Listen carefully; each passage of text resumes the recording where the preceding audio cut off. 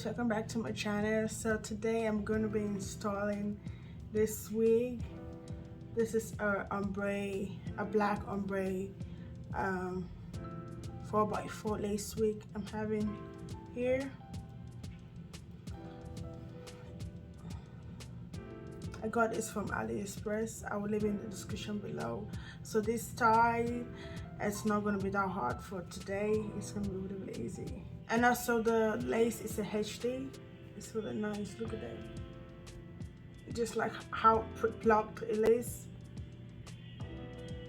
And this is a 18-inch human hair wig.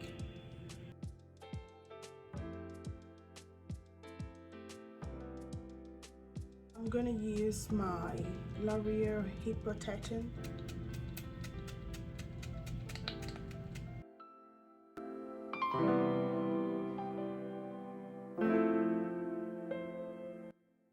I'm gonna use my Wonder Lace spray from eBay today.